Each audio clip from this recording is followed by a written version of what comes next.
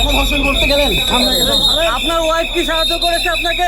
রাজধানীর মিরপুরের পল্লবীতে ৮ বছরের শিশুকে ধর্ষণের পর গলা কেটে হত্যার ঘটনায় করা মামলার প্রধান আসামি সোহেল রানা ও তার স্ত্রী স্বপ্না আক্তার আত্মপক্ষ সমর্থন করে জবানবন্দি দিয়েছেন।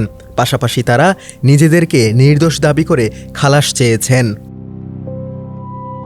বুধবার ঢাকা মহানগর শিশু সহিংসতা দমন ট্রাইব্যুনালের বিচারক মাসরুর সালিকিনের আদালতে আসামিদের আত্মপক্ষ সমর্থনে এ শুনানি হয়।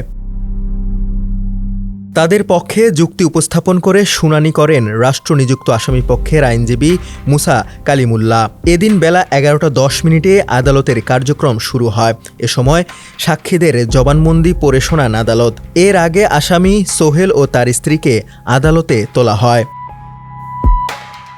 এরপর আসামি সোহেলের কিছু বলার আছে কি না জানতে চাইলে সোহেল আদালতকে বলেন, আমি নির্দোষ খালাস চাই।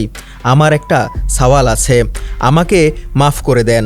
আমার সঙ্গে ডলার ছিল, ওকে কেউ দেখে নাই স্যার, ওরে ধরেন স্যার, আমার পাপের শাস্তি আমারে দেন।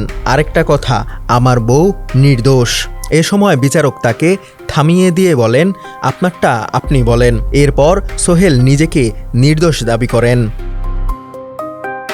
এরপর স্বপ্নার বক্তব্য শুনতে চান আদালত। স্বপ্না আদালতকে জানান, আমি কিছু করিনি।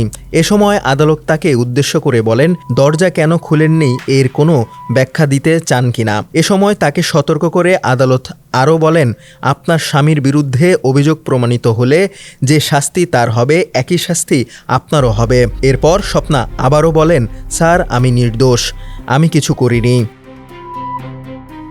দুই আসামির বক্তব্য রেকর্ড শেষে এ মামলায় যুক্তিতর্ক উপস্থাপনের জন্য আগামীকাল বৃহস্পতিবার ধার্য করেছেন আদালত।